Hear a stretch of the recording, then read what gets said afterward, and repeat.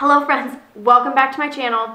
Just let me clear my throat here for a second. I do have a very exciting announcement and we have to get it up by tomorrow. So, you know, nothing like a deadline to get my biscuits in gear. We are starting a middle grade March book club. This is something that we've talked about for a really long time, and Krista and Amanda and Jenna and I hinted at it during middle grade March this year.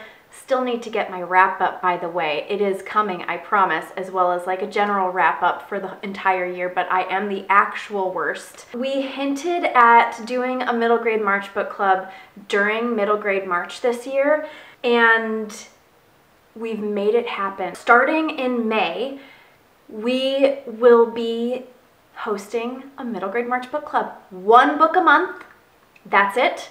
You don't have to read every book. We'll be doing a live at the end of every month, but you know, check in with our Instagram page.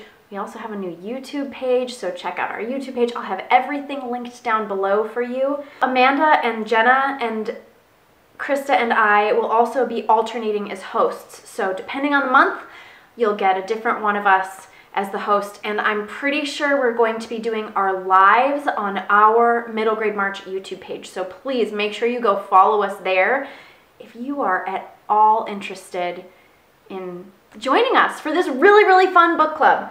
Okay, I'm gonna go through all of the books that we have planned because we have planned every book for the rest of the year. Starting in May, we will be reading The Ogress and the Orphans by Kelly Barnhill. Our very first middle grade March book that we chose was The Girl Who Drank the Moon. So it seems only fitting that the first book is another Kelly Barnhill, The Ogress and the Orphans.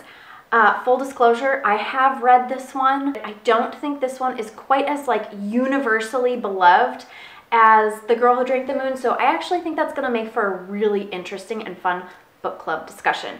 So The Ogress and the Orphans by Kelly Barnhill will be May's choice. Krista will be leading that discussion on May 31st. That's the only date that we have finalized for our book discussion, but we're gonna try and do most, if not all, of the book discussions the last Wednesday, 8 o'clock Central on our YouTube channel. We'll be doing a live. Next is June. Should I say what these books are about? Maybe I should. Okay, so I'm gonna go backwards a little bit. The Ogress and the Orphans by Kelly Barnhill is about a kind and generous ogre who lives on the outskirts of a town. The heart on the inside of the town has turned ugly, which is seeping out into, you know, the rest of the town as well, in terms of how it looks on the outside too. One day, an orphan goes missing and the town wants to blame the ogress, but is it her fault? You'll have to read and find out. In June, we're going to be reading The Parker Inheritance by Varian Johnson. This is, I think, a bit of a mystery book. The Parker Inheritance is about a young girl named Candace who finds a letter addressed to her grandmother in her grandmother's attic, I think. She's not sure if she should read it, but she does. Inside the letter talks about a woman decades ago named Siobhan Johnson. An injustice happened to this young woman, and the letter writer is enfolded in this some sort of mystery. And so pretty sure that Candace and her friend go on an adventure to discover the secrets of this mystery, to figure out this mystery. I think this book talks about history, specifically, I think, the history of racism, at least a particular element of racism, and all within the context of this mystery. I'm really looking forward to this book. I have not read this one. In July, we have a book that I am really, really excited to read. So excited. Don't even know what to say. I'm verklempt. Words fail me because I'm so excited to read it. It's called Three Strike Summer by Skylar Schremp. This book, before I tell you what it's about, I just want to tell you the vibe that I get. This book gives me serious mashup vibes of The Sandlot and A League of Their Own. If they got together and had a baby, that's what this book is. I have no idea whether that's true. That's just the impression that I get, having not even a full grasp of the synopsis. So let's read the synopsis together and decide whether my intuition is right.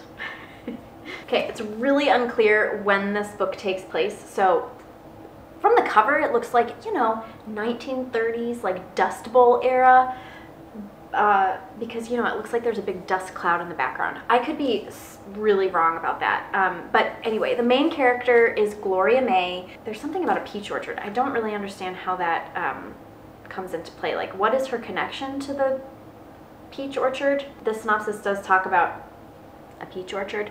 How that comes into play, I have no idea. But Gloria May really wants to play on the all-boys baseball team in her town, and she's gonna find a way to do it, and that's what I know. It remains to be seen whether or not my intuition about League of Their Own and Sandlot mashup is correct, but if it is, I would love for you to come and join me in reading this book. I am going to be the host of this book because, as you can tell, I'm really excited about it.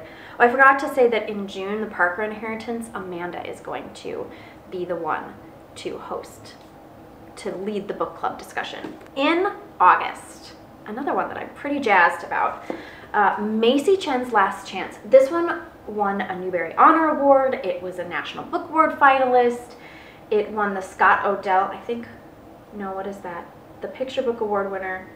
No, the Asian Pacific American Libraries Association Award, the Picture Book Award winner. Anyway, very decorated. Maisie Chen's Last Chance is by Lisa Yee, and let's find out what this book is about. I feel like all of the books, well, a lot of these books so far have like a touch of mystery.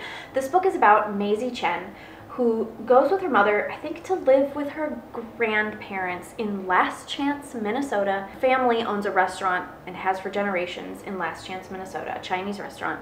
They are the only Asian Americans in the town. At some point, a family heirloom gets stolen, and in its place is a racist note. When this happens, Maisie decides she needs to find some answers. So again, a little bit of a mystery that ties into some racism, some anti-Asian American racism. Seems pretty relevant. I've heard amazing things about this book. I'm really excited to read it. So that one is August. September's pick is The Miraculous by Jess Redman. Isn't that a pretty cover? In fact, you know, I pretty much love all of these covers. Middle grade just has the best covers, am I right? Oh my gosh, this book sounds so good. I just read the synopsis, it sounds so good. This is about 11-year-old Wonder Ellis, who is a self-proclaimed miracologist. In a journal that he calls The Miraculous, he records unexplained or extraordinary events. But then his baby sister dies, and he stops believing in miracles, and he throws away his journal. Well, then he meets a friend, Faye, a cape-wearing, outspoken girl who has dealt with a lot of grief herself. Together, they discover a house on the edge of town, and they believe that a witch lives there. And this old woman, this witch, I don't know if she's really a witch, she ends up leading them on an adventure to once again recover belief in the miraculous. Oh my gosh, it sounds so good. Oh, it sounds so good. The Miraculous is Jess Redman's stunning debut about facing grief, trusting the unknown, and finding the brightness in the darkest moments. Oh my gosh, if that does not convince you to join us in September to read The Miraculous, oh, I don't know what will. Those are some serious buzzwords for me. None of the rest of the books do I have in front of me. So, in October we have The Graveyard Book by Neil Gaiman. This will be a reread for me. It is about a little boy named Odd, I think, who is being brought up by ghosts in a graveyard. It is fabulous. It won the Newbery. It's really good. Cannot wait to reread this one. So that's October. In November, we have Free Lunch by Rex Ogle. Amanda will be leading the discussion. This is a nonfiction book about Rex Ogle's childhood, being a part of the free lunch program at his school, but that's what the book is about. Then in December, we have a classic, Ballet Shoes by Noel Strutfield. If any of you have ever watched the movie You've Got Mail, in You've Got Mail, Kathleen Kelly or Meg Ryan is sitting in the movie's version of Barnes & Noble or Borders, and she is overhearing this conversation between an employee of the bookstore and a patron, and the patron is asking, she says, my daughter wants to read the shoe books. Do you know what the shoe books are? And the bookstore employee is like, I don't know. I don't know. I don't know what you're talking about. And Kathleen Kelly overhears this conversation, and she pipes up in a really sad voice because her own business has just gone under. And she says, the shoe books by Noel Streatfeild.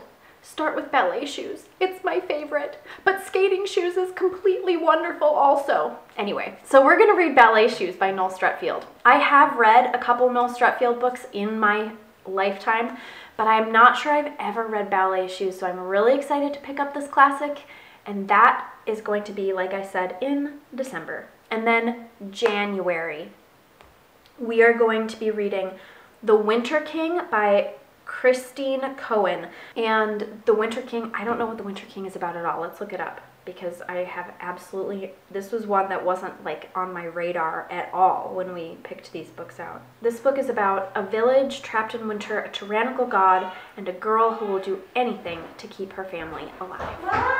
Yes, honey? All right, so many interruptions. The other thing I wanted to mention is that we are working on a website. So please go check out our website, go check out our YouTube channel, go look at the announcement videos from Krista and Amanda. There should be an announcement that Jenna has created for our Instagram account. Oh, the last thing, the one thing I wanted to say is we're not going to be doing a book for the month of February or the month of April. The months that sandwich middle grade March are just too much for us.